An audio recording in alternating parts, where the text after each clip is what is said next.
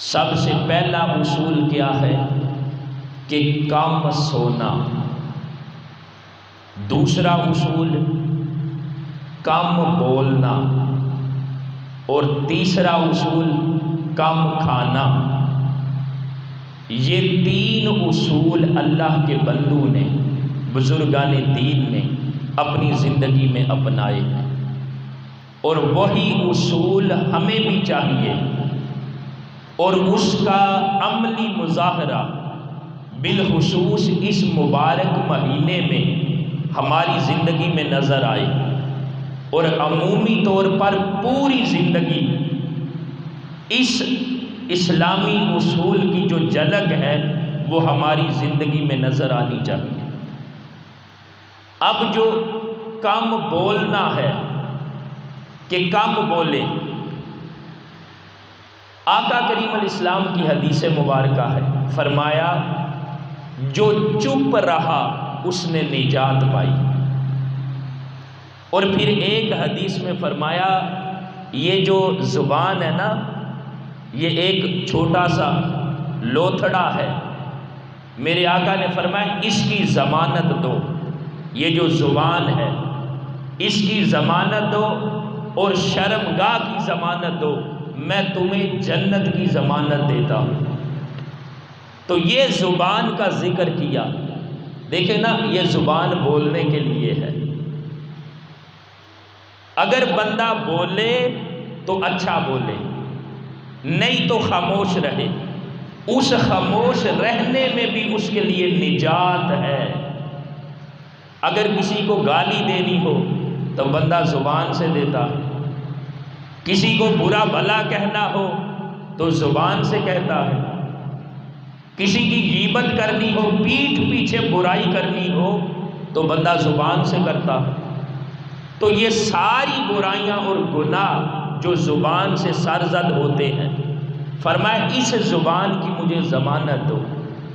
تو دوستان محترم، اس زبان سے اگر بولنا ہی ہے تو ہم اچھا بولیں، نہیں تو خاموش رہیں۔ اس خاموش رہنے میں بھی اللہ کے محبوب نے ہمیں نجات کی خوشخبری سنائی ہے۔ دیکھیں نا، زبان سے بندہ اچھا کلمہ بولے، یہ صرف حدیث مبارکہ پہ بھی ہے، میرے آقا نے فرمایا سبحان اللہ و بحمدہ سبحان اللہ العظیم۔ فرمایا یہ زبان کے اوپر کلمے بڑے ہلکے ہیں، لیکن میزان کے اوپر یہ کلمات بہت زیادہ وزنی ہوں گے۔ تو جب بھی بولیں اچھا بولیں، نہیں تو خاموش رہیں۔ اور اسی مشرب کو اللہ کے بندوں نے اپنایا ہے کہ وہ اپنی زندگی میں بہت کم بولتے تھے۔ دوسری چیز کم سونا۔ دیکھیں ہمارا حال یہ ہے، رمضان المبارک کا مہینہ ہے اللہ کی عبادت اور بندگی کے لیے، اللہ کو راضی کرنے کے لیے، اپنے آپ کو بخشش اور مغفرت کا حقدار بنانے کے لیے، لیکن اس مبارک مہینے میں جو روزے دار ہیں ان کا حال کیا ہے کہ وہ صبح روزہ رکھا، روزہ رکھنے کے بعد فجر کی نماز ادا کی، اس کے بعد پھر سو گئے، کچھ دیر کے لیے اٹھے، رفع حاجت سے فارغ ہوئے، پھر سو گئے، پھر نماز کا انتظار کرتے رہے، پھر ظہر کی نماز ادا کی، پھر سو گئے، اور عصر کے بعد وقت افطاری کے وقت کی کشمکش میں گزر جاتا ہے۔ حالانکہ یہ مبارک جو مہینہ ہے اس میں ہمیں خصوصی طور پر کم سے کم سونا چاہیے۔ نیند کس لیے؟ آسودگی کے لیے۔ یہ جو نیند ہے نا، آسودگی کے لیے ہے۔ میڈیکل سائنس کہتی ہے بندہ 6 سے 8 گھنٹے آرام کر لے تو اس کو آسودگی مل جاتی ہے، لیکن ہم رمضان المبارک میں کیا کرتے ہیں؟ 12 14 گھنٹے سو کر گزار دیتے ہیں، اور جو روزے کا اصل مقصد ہے اس کو ہم پورا ہی نہیں کرتے۔ اس لیے جو اولیاء اور صوفیاء ہیں وہ کم سوتے ہیں اور جاگ کر کیا کرتے ہیں؟ اللہ کی عبادت اور بندگی میں وہ اپنا وقت گزارتے ہیں۔ تو اگر کم سونا ہے تو اپنے آپ کو نیکی کے کاموں میں مصروف رکھنا ہوگا۔ اور پھر جو تیسرا اصول ہے کم کھانا۔ رمضان المبارک کے مہینے میں بندہ صبح سحری سے لے کر افطاری تک بھوک اور پیاس کو برداشت کرتا ہے، بھوکا اور پیاسا رہتا، لیکن افطاری کا وقت آئے تو وہ جو ہم نے بھوک رکھی تھی نا، جو اصل مقصد تھا، اس مقصد کو ہم ضائع کر دیتے ہیں۔ افطاری کے وقت اتنا اتنا پانی پیتے ہیں، پھر اس قدر کھانا کھاتے ہیں کہ اس وقت صحیح طرح سے اٹھا بھی نہیں جاتا، چلا بھی نہیں جاتا، اور جب نماز تراویح ادا کرنے کے لیے آتے ہیں تو بوجھل بوجھل دل کے ساتھ آتے ہیں۔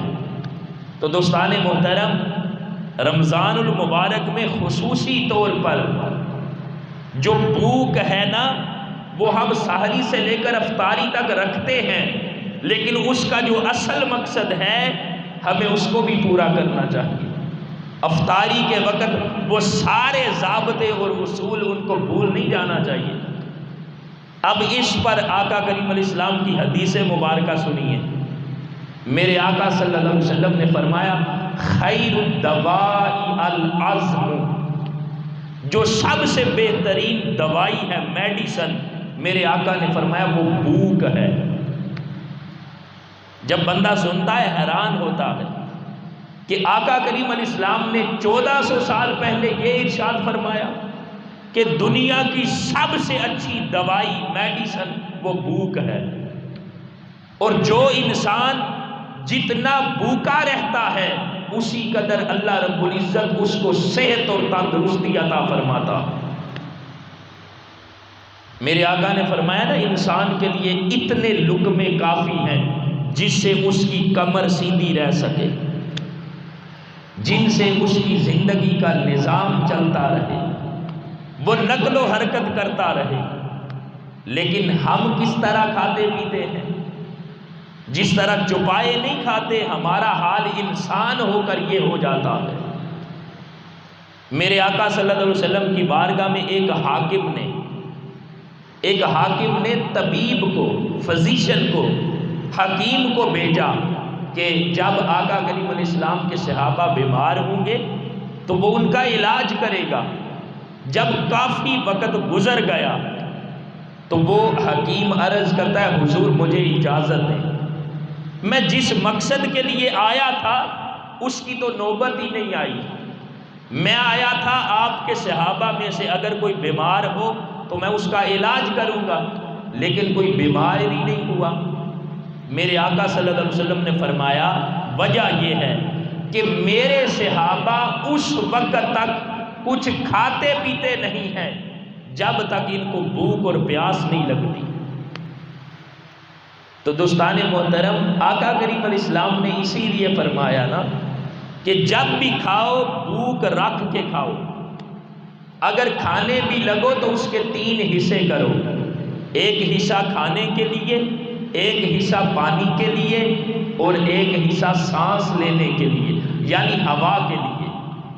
اگر زیادہ کھایا ہونا تو بندے کی جو سانس ہے باقی مشکل سے نکلتی ہے۔ اکثر جگہوں پر جاتے ہیں نا، اگر اچھا کھانا ہو تو دل کرتا ہے بندہ زیادہ کھائے، لیکن اس سے جو طبیعت ہے وہ بوجھل ہو جاتی ہے، طبیعت کے اندر بوجھل پن آ جاتا ہے۔ لیکن ہمیں ان اصولوں کو اپنانا چاہیے جن کی وجہ سے ہمیں صحت ملے، ہمیں تندرستی ملے۔ دیکھیں نا، طرح طرح کے لذیذ کھانے ہوں، انواع و اقسام کے کھانے ہوں، مٹن ہو، بریانی ہو، قورمہ ہو، چکن کڑھائی ہو، مٹن کڑھائی ہو، جو کچھ بھی ہو، طرح طرح کے انواع و اقسام کے کھانے، سویٹ لذیذ ڈشز ہوں۔ اگر آپ کو بھوک نہیں ہے، آپ کا پیٹ بھرا ہوا ہے، بھوک نہیں، تو یہ طرح طرح کے کھانے بھی آپ کو مزہ نہیں دیں گے۔ اگر بھوک ہو تو خشک روٹی بھی کھائیں تو وہ قورمے سے زیادہ مزہ دیتی ہے۔ اس لیے میرے آقا نے فرمایا جو بھوک رکھ کے کھایا جائے، اور اولیاء اور صوفیاء نے اپنی زندگی میں یہی اصول اپنایا ہے۔ کہ ہم بھی کم کھایا کریں، اور اسی کم کھانے میں ہمارے لیے صحت ہے۔ پہلے وقتوں کے جو لوگ ہیں ان کی صحت اور لمبی زندگی کا راز بھی یہی تھا کہ وہ کم کھاتے تھے۔ اللہ رب العزت ہم سب کو یہ جو زندگی گزارنے کے 3 اصول بیان کیے ہیں، کم کھانا، کم سونا اور کم بولنا، ان پر عمل کی توفیق عطا فرمائے۔ وما علینا الا البلاغ المبین۔